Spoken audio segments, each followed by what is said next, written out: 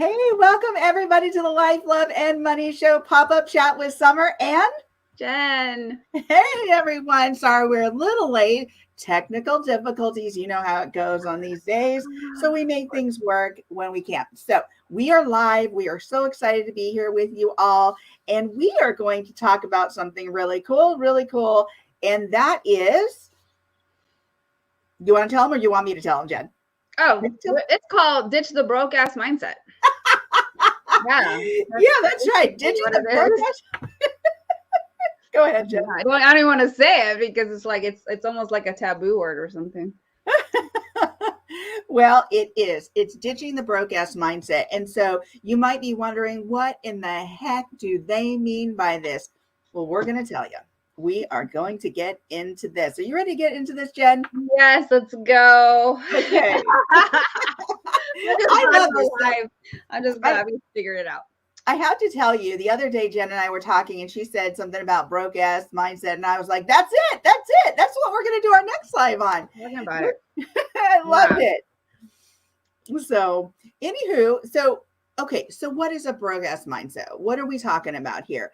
So it's negative thinking. It's the negative messages you are returning to. So that means that if you tell yourself something like, I'm afraid to fly, I'm afraid to do this, I'm afraid, those are the brain maps you are making. And those are the messages that you're going to constantly return to unless you break those messages, you break that cycle, you break that recording, so to speak.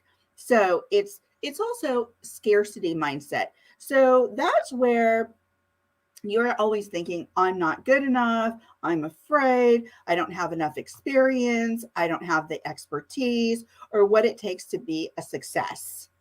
So that really is, in kind of a nutshell, what a broke ass mindset is. It's those false narratives of just, really contradicting yourself and saying, oh my gosh, I can't, when you actually can. But these are the messages that you're feeding yourself. You're doubting your own credibility and you're telling the world this same thing. Yep. That's huge. If you're doubting your own credibility, if you're doubting your own skill set, if you're doubting yourself, these messages that you're telling yourself are also those messages that you're putting out there. So if you say, I don't know if I'm going to have a successful business, well, then you probably aren't going to have a successful business. If you're going to say, I don't know if I can make that much money this year, then you probably won't. But if you tell yourself, I'm going to, you probably will. Yeah. I love this topic because it has also so much to do with money, obviously, but also with what Summer just said. When you think about all these thoughts that lead to the actions, whether they're positive or negative, they're always going to have some adverse effect, or positive, but we're talking about the negative mindset.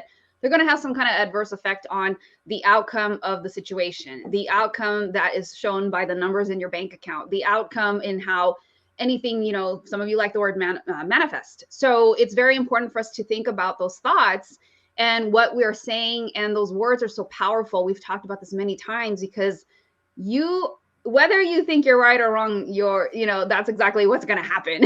And I forgot who said that quote, but it's just so crazy when we think about, if you start on this trajectory of thinking of a negative way, the negative of whatever you're dealing with, the chances of it going in that direction are highly likely to happen. And, there's this other thing we have talked about before where it's the reticular activating system in your brain.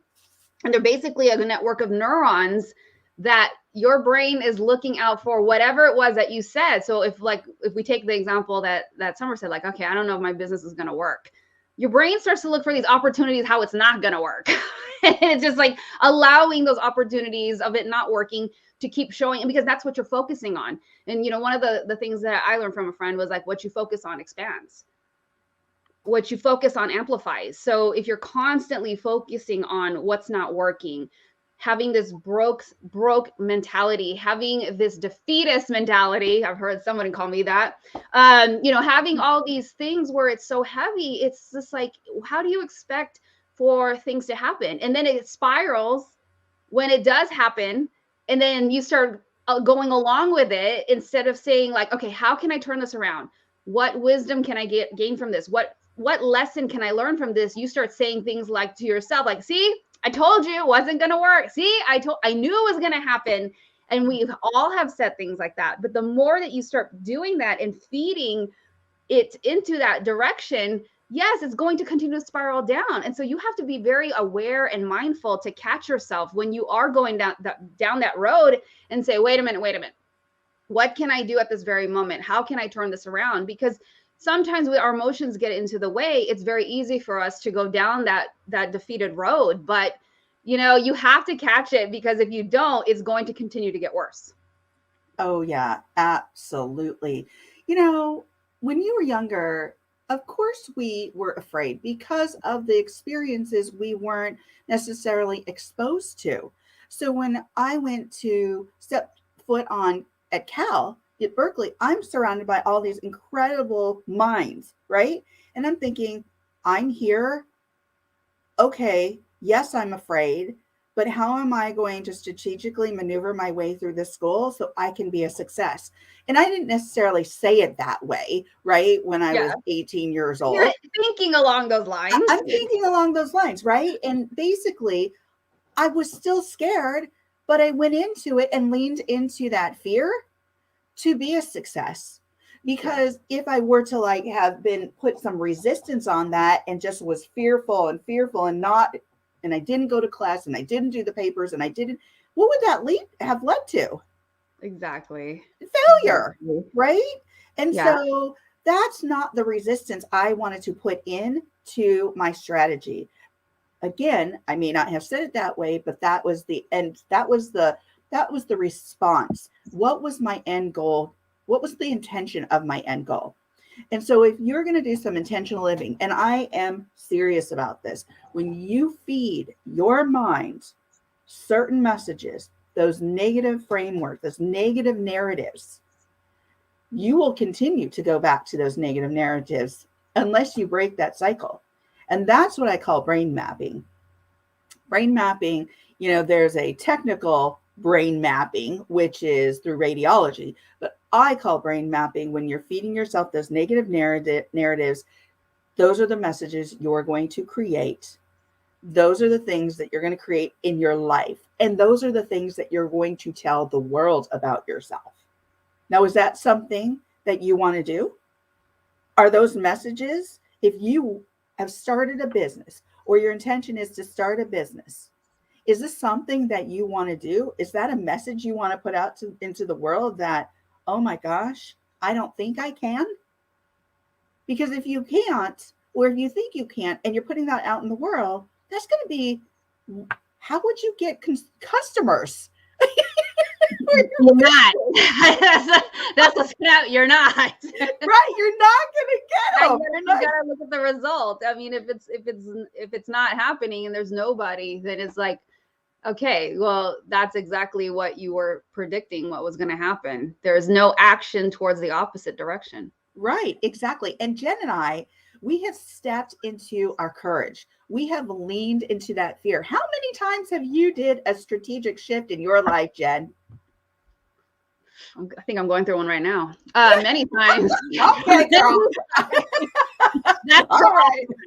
But yeah, it's like, many times, there's always going to be life events, death, family issues, spousal issues, partner issues, children, everything, business, work. I mean, there's always going to be something happening because we live on planet Earth, like I say, where it's not perfect. And you have a choice. Choices are your superpower, like Summer always says. And so you have a choice of what mindset are you going to have? Are you going to have an abundance one or a scarcity broke ass one?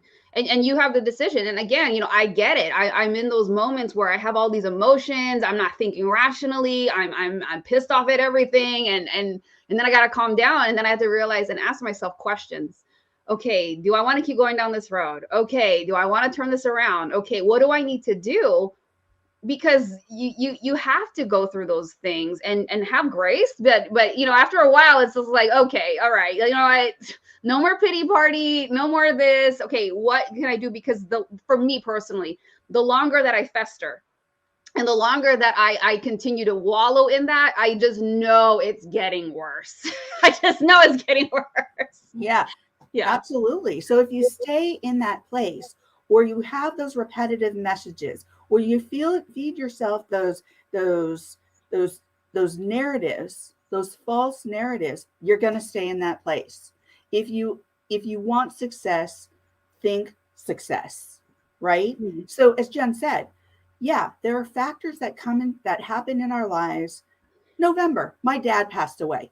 Does that mean that my life stopped? No, my life didn't stop. Did my business stop? No, my business didn't stop. Did I need to take a step back for a minute? Yeah, I needed to do some reflection. I needed to think about the loss.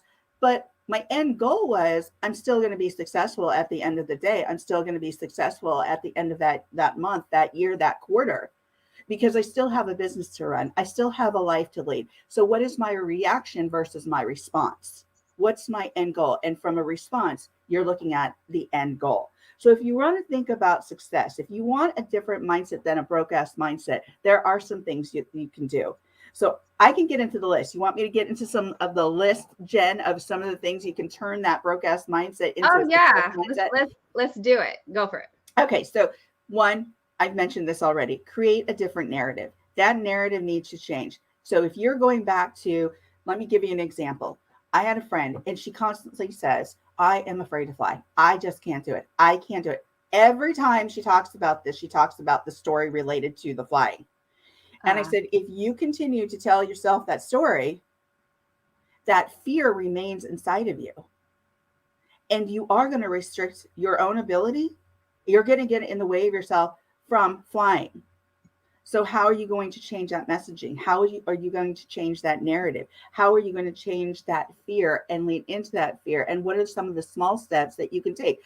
I'm not saying that you have to jump all in and say, okay, I'm going to be a success right now, but you are going to be a success. You are going to reach your goals, but create a different narrative. Also, write down a few positives and reinforcing phrases that will change that brain map. Write them down. Write them down.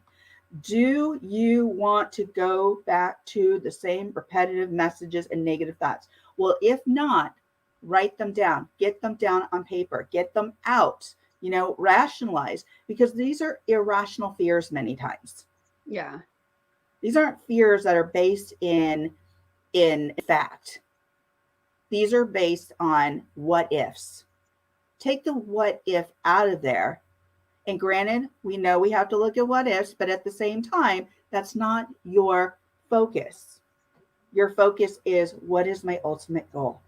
Yeah. Jen, you want to add to that? I wanted to highlight Oleg. Hi. I don't know if he's alive, but he said, if you want success, think success. Even in the most challenging of circumstances, there is a rainbow at the end of every storm. Thank you for that. And also, he also has a show, which is great. And so he says, the power of your story. Thank you for commenting on it. I hope you are doing well in your travels. I love seeing your stuff, and I'm so jealous because you saw the Aurora Lights, which is on my bucket list. I know. Isn't that awesome? Oh my gosh. I love it. I love it. I'm so excited that you got to see that, and you're continuing to see many things on your journey. I wanted to comment on your thoughts. Our thoughts are things that no one was born with a poor money mindset.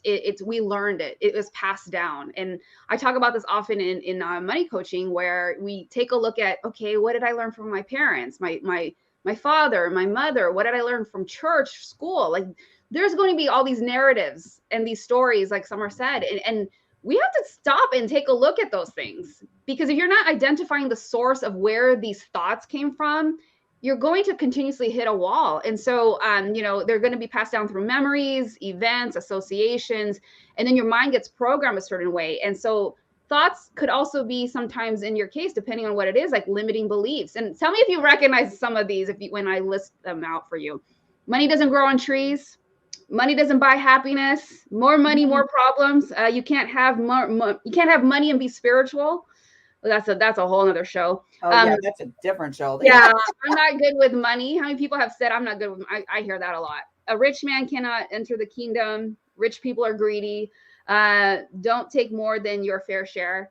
And as you listen to that and you hear those things, I know these are very money related. Oh, hello, you know what I do, but it's like, that is a very scarcity mindset. That's a very limiting belief. And so we learn that from somewhere. We learn that from people we grew up with. We learn it from church. We learn it from school. We learn it from the people around us. We have to also be careful of the environment that we're allowing us to be in, and because we're absorbing all that. And so think about that. Have you said any of those things? Have you thought about any of those things? Do you repeat any of those things? Oh, like you're still here, he said. Does one always have a choice in changing one's circumstances? In times where there does not appear to be a choice, is that an illusion or a limiting belief? Is there always a choice? Oh, that's a good one. Thank you for asking that. You want to address that? Yeah, absolutely. So, Oleg, I always say choice is your superpower. As I was telling the audience earlier, I lost my father in November, and it was a choice for me either to get bogged down in that sorrow or that sadness or that, but I still, at the end of the day, had goals for myself, goals for my community, goals for the value that I wanted to offer others. That is a choice. And I always say choice is your what, Jen? Your superpower. It's our superpower. It's our superpower. And we have the power to give that away or retain that. And how we use that superpower is really critical and really important. And that is a choice. This is an interesting question. I'm really focusing on what he asked. In times when there does not appear to be a choice, is that an illusion or a limiting belief? I think it depends. I think depending on your perspective and the lens that you're looking at the situation at the moment, it could look like either one. But, you know, sometimes I think I'm reading this book right now called The Gain and the Gap. Mm-hmm. And sometimes we focus so much on the goal. And here we are, and we focus so much on the goal, and then this is the things that we've achieved. And sometimes we're so focused on this part that we don't tend to pay attention to, but what did I do? What am I able to accomplish? What have I done? And so we don't look at the gain. We're so focused on this gap. And that's why we end up being unhappy. That's why we feel like we're a failure. That's why we're looking at all the stuff we didn't get to, instead of focusing like, hey, I did do that. Yeah, I did launch a podcast show. Yeah, I had 200 guests last year on my thing. I traveled to 3 countries, last month. We don't look at that gain. We're so focused on this gap. And so going back to this, is there a choice? Is there an illusion, a limiting belief? I feel like there's always a choice. And sometimes in that present moment, even though the goal may be all the way here, what are the little steps that we've taken to achieve all these little gains along the way? Those are choices that you made. Those are choices that we made along the way. Stop focusing on what's not here yet. We have to pay attention. And that's why we've talked about it many times about gratitude journals, writing what you're grateful for, waking up and saying what you're grateful for, because those actions remind us every time about the gain.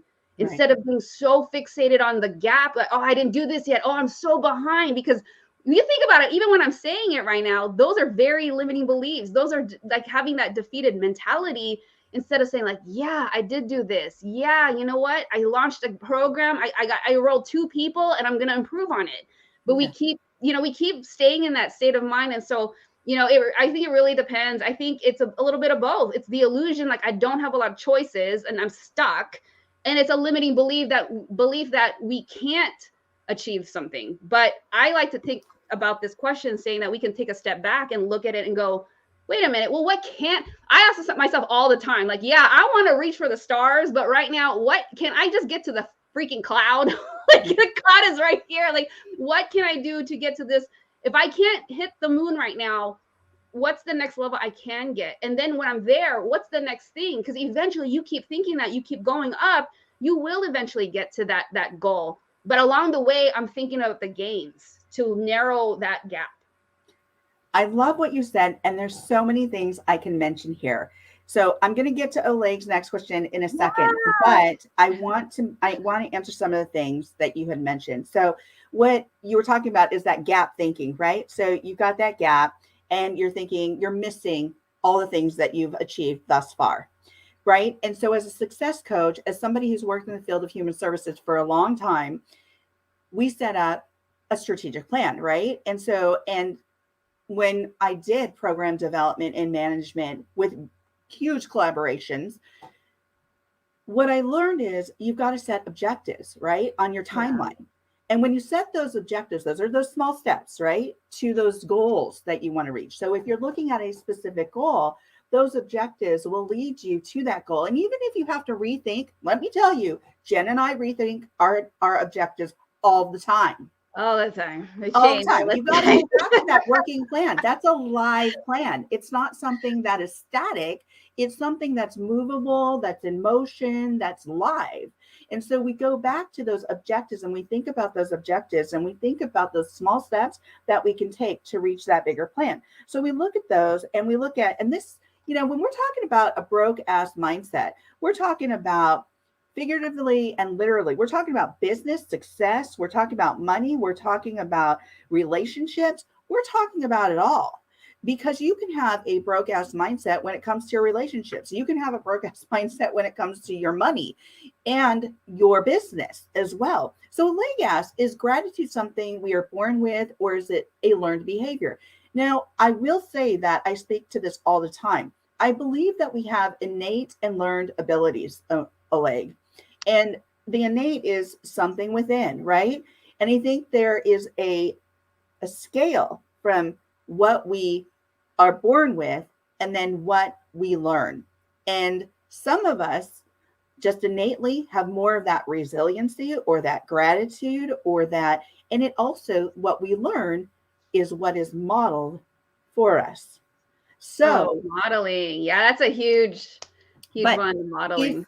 If you're But if you're in a situation where it's being modeled, where there's lack of gratitude, or you don't even know how to really show gratitude or be in gratitude, it doesn't mean that you can't be there.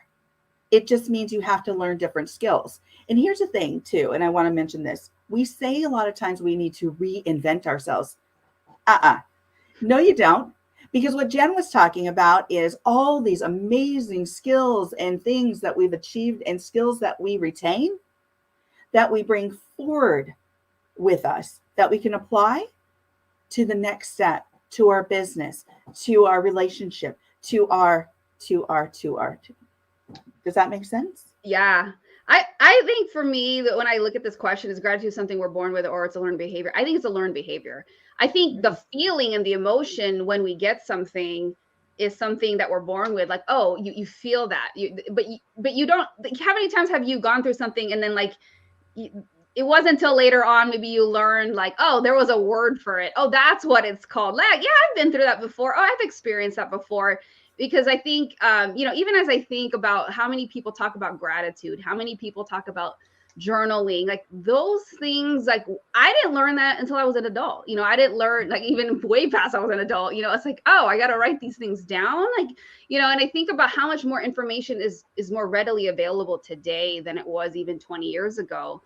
And, we as coaches have to teach people, write what you're grateful for, right? Down how you're feeling. And, these are exercises we didn't go through in school. And so I think for me, like when I think about gratitude, I think it's a learned, the emotion I think is innate.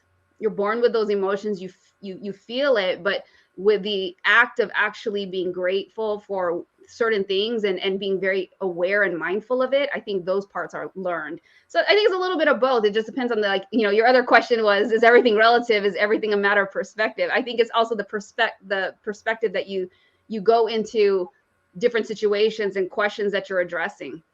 You asked really good questions. Thank you. You do. Thank you, Oleg. And thank you for being here while you're on your travels.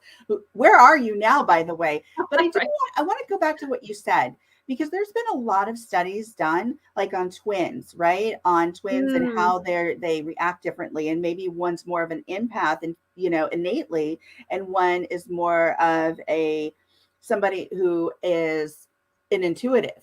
And so I think that there is something, as I said earlier, that there's been a lot of studies on this where there are people who are more innately have these skills or these abilities or this ability to touch into not just the feeling, but the emotion and what they do with that and how they care and apply that to community is looks something very different. Because I can say that even growing up in my family, my brother and I are very different, and how we approach things from the very early on can look very different. Mm-hmm. And we were both exposed to similar things. And we didn't journal, we didn't do that stuff, but yet the way we expressed that and the way we made a difference in the world looked different. Yeah. So I think, there's a lot of different ways we can approach that and look at that too. But these are great questions. Did we have another question? Nope. That was all you had for now.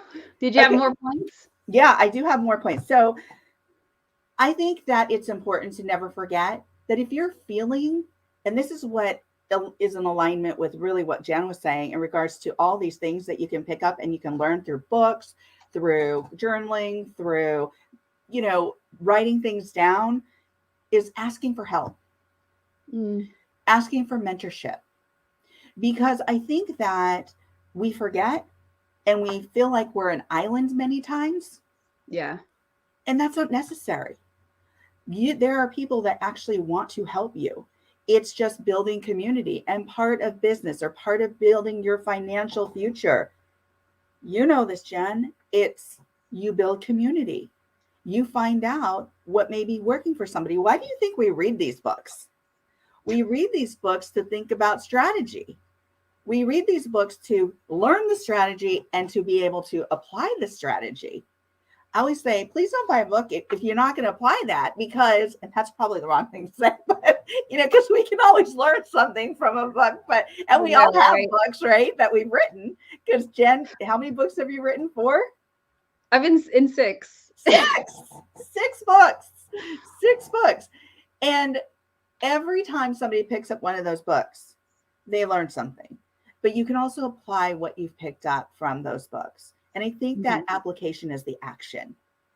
Yeah, definitely. It's always the action, because you can always learn something, but if you're not applying it, well, then what's the point? I mean, you've gained some knowledge, but you got to implement it. And that's like the second part of it. So otherwise, be realistic with yourself and understand that things aren't going to change if you're not willing to take the action steps to change your situation, whatever is happening at that moment that you're unhappy with, that you're not satisfied, that you're frustrated. That you can't change it if you're not willing to take action and do the steps. And we're not asking you to do, this dramatic thing overnight. Like, have the understanding that sometimes, again, like what I just talked about earlier about the gain, like we're looking at all this stuff up here where the goal is, but you're ignoring, excuse me, the things that you have accomplished. But it takes time. And that's why it's so important to focus on gratitude, on the things that you do have, the things that you have accomplished, the things that you daily wins, those types of things, is so important. Yeah, absolutely. I agree with you, Jen. Those daily wins are so important. And many times, as you said, and I really like what you said about that gap thinking, is that we go from, oh gosh, we wanted this, but we are looking at the big picture and forget all the things that we've already accomplished. And those steps, those accomplishments, even if they're missteps, I know I'm redundant with this, but even with your missteps, you get what? Gain wisdom. Yeah. And sometimes I say missteps are almost better than always achieving that goal, because you learn so much from that. Oh my gosh. Yeah, that's why I think it's important for us to understand that failure, if you can shift that perspective, even like Oleg asked earlier, is everything relative? Is everything a matter of perspective? And I think for me, I would say perspective. Because it's that simple analogy we've seen so many times, is the glass half full or half empty. Yeah. And so you can approach any situation that you're in and ask yourself, like, okay, how can I overcome this? Okay, what's the best outcome I can have out of this? And well, what can I do? Or are you just going to be like, I can't do it. Okay, this is not going to go anywhere. Well, I tried this before and it's not going to work. It is just like, you haven't even done anything and your perspective is already crappy. So I think that's for me, it's like perspective is super huge. It's like, how are you going to make what kind of choice are you going to make, and how you approach the situation? You know what? You brought something up that just kind of sparked something. And that was, what's your motivating factor? Is that internal or external? Because if your motivating factor is something externally, that's going to be short-lived. I feel like that's short-lived. So if we got a toy and we're like, yay, oh my gosh, we got a toy. How long do you actually play with that toy? Many times. Oh gosh, kids nowadays, like 5 minutes are done with, like the novelty has worn off after 10 minutes. Right. So it's like, if you look inward at the motivating factors, if you look inward to yourself and what you feel you can achieve and how you feel about yourself and your own values, and we talk about values, and your value. So those are different things, your core values and how you feel about your own value and what you bring into the world and how you actually maneuver in the world makes the difference. That motivation, that internal motivation makes a difference. So where do you grab and where do you harness and where do you mold that internal motivation? And I think that's something that is so important to think about when we're thinking about, that broke ass mindset. Are we looking at something from the exterior and trying to get pleasure and reinforcement from in our relationships, from the internet, from the people around us? Because you always have these friends, right? And they're great, and it's almost like you have a fan club of friends, and that's really important. But if you don't have that or have harnessed that internal value and strength in that value, I think your motivating factors are maybe short-lived if you can't really do some internal work first.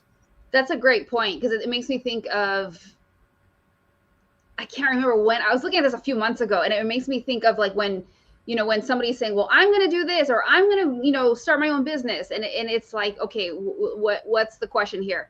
What is the motivating factor? Is it because you want to feel successful? Is it because you want to feel joy by having ownership? Or sometimes it's the question of like, are you trying to prove somebody wrong? Which is an example of an external factor. People have probably told you all your life, like, you're never going to amount to anything. Like, you just stick to this because you don't really have the makings of somebody to be successful. And there's a lot of people that have used that as the motivating factor. And I'm not saying it's wrong or right, but what motivates. Yeah. But I think be realistic with yourself and have that introspection. Is the motivation coming from something external or something internal? I think it's good to just know, are you just trying to prove somebody wrong because they teased you when you were 8 years old? Or is it, just be aware. I think it's really wise to just be aware. Like, where does that motivation come from? Where does it come from? Because then it like Summer said, some of it will be short-lived. Some of it could be for the wrong reasons. So I think it's really important that you understand, where is that motivation coming from, and what is that why? Because that's going to help drive you to keep going. Oh, that is so huge, Jen. That is so big. And those internal feelings that have come from a lifetime or come from that person saying you can't or you won't achieve such and such. I mean, we've all been there. I'm sure we've all experienced like, oh, really? She thinks she can do that? Or, and I've actually been told, I'll show you. Right. I was told by an ex-boyfriend before I got into Berkeley when I was an undergrad, you'll never get in here. And he was going there at the time. And I was like, okay, watch me.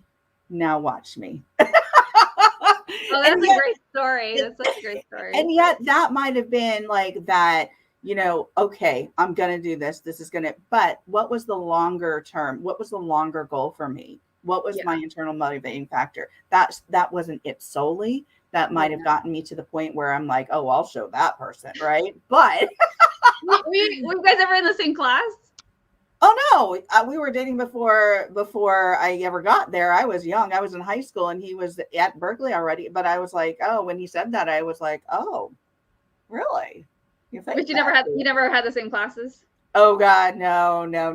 We never had the same classes. I think it'd be really cool if like your name was at the top. You could check your scores, like when you're on a test, like, oh wow. I'm like, Oh, how did you? Oh, okay.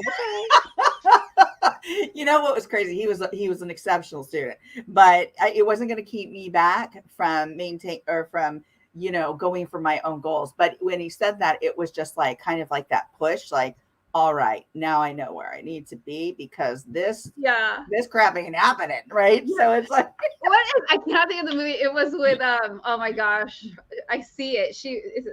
She went to, I forgot what school it was, and it was she went to law school. It was Legally Blonde. I love that movie.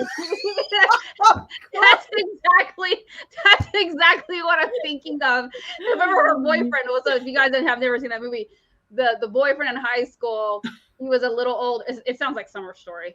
And because Summer went to law school, right? And so it was like interesting because the guy was telling her, like, yo, Boo Bear, you're never gonna get into that school. And she makes it into that school and she just kicked butt. It was like the ultimate like revenge. But she wanted to do well. And I'm thinking about these, she didn't do it to prove him wrong. It was just like kind of like an ancillary effect. Like, hey, by the way, I'm at the top of my class. And she ended up graduating like valedictorian or summa cum laude or something. Yeah, she did. She did great. Reese Witherspoon played that character great. She was so awesome. Innocent and so kind, and you just love her. Yeah, I know, right? It was so cute. But that's exactly what we're talking about, folks. We're talking about this broadcast mindset and like really how you're going to pull yourself out of this and how you're going to turn your life around and what that really looks like and what that means. And Oleg, if you're still with us, thank you for this very stimulating. Oleg always has amazing questions. I know. I'm like, I'm going to get stumped. Yeah, I know. He's like the philosopher, right? Always asking these great questions. I mean, we can go down these roads forever with Oleg because he'll just keep coming up with these great questions. Yeah. So, anywho, we've given you some steps. We've told you what a broadcast mindset is. We've given you just some steps to kind of turn that around and do some self-reflection and find out where it is that you want to go, how you might kind of create that success mindset. Do you know that if you have a broke-ass mindset, you can actually turn that around because what you've missed is that you're actually your own winning lottery ticket. Mm-hmm. You are, not anybody else. You don't have to go scratch one to win something. You can scratch your internal dialogue, your internal value, your internal, reflection of what you're trying to make and create in the world and what value you want to give to the world and what you want to do. It's about you and how you set your course. And your odds are like way better because those odds are like lame. It's like, you ever read it? Oh, your chances of, and nobody reads that fine print. I do, but it says like 1 in like 23,843,000,000. I'm like, really? Exactly. And those odds aren't great, but these odds are incredible. What you put into yourself, what you get out of that makes all the difference, and you are your own winning ticket. On that note, do you want to say anything else, Jen? No, I just thought this has been such a great topic, and thank you again, Oleg, for being here and really challenging us with some of your questions. And I think at the end of the day, you really have to make that decision to stop and pause and ask yourself, how am I looking at everything that's happening to me? Is everything happening for me or to me? What are the choices that I'm making? What am I deciding to do when I am faced with certain things? Like, do I want to have an abundance mindset or do I want to have a broke ass defeated mindset? And again, like I said earlier, we're going to have these emotions. We're going to have those times when those emotions are taking over our decision making. But at some point, you kind of have to come back to earth and be rational and ask yourself, like, okay, what am I going to do now? How am I going to tackle this? How am I going to look at this so that I can change my situation? Because a lot of times we are like, I talk to so many friends, especially on personal situations, they're so frustrated. But my question always back to challenge them is like, okay, well, what do you want to do now? Yeah. Okay, you want this. Now, what are you doing in order to get there? And the question, the answer is always, I don't know. I don't know what I'm going to do. Okay, perfect. That's the place you start from and start thinking about, well, what is it that you're going to do? Again, if you don't want to change anything, then don't do anything. But if you're tired of it being that way, check your thoughts, check your mindset, check how you're looking at things and ask yourself, am I asking the right questions of what I need to change right now so that my situation isn't going to look the same again. Yeah, absolutely. And have some markers for yourself. Have a timeline. And this is what we've talked about before, Jen. You remember us talking about separating emotions from facts. And many times when you do that and you separate those emotions from what's factual, it makes gives you a bit more clarity on creating what your next steps are and what you want versus having this reaction. You instead have a response and are looking at yes, we've talked about that gap mindset, but you are looking at that goal, those goals that you want to achieve, but in relation to a step-by-step process. So with that said, we are going to wrap this up because we have given you so much here. And if you've missed any of this, you can go back to YouTube, to our YouTube page at the Life, Love, and Money YouTube page, and you can check out the rest of this video as well as other videos that we've created that give you great tips. So on that note, thank you everybody for joining us. Have an amazing day. And we'll be back next week at some point with our pop-up chat. And by the way, join us tomorrow as we go live with a very special guest on Instagram at our Life, Love, and Money show over there tomorrow at 11 a.m. Pacific Standard Time, which is also 2 p.m. Eastern Standard Time. All right, everybody, have an amazing day. Thanks. Take care. Bye.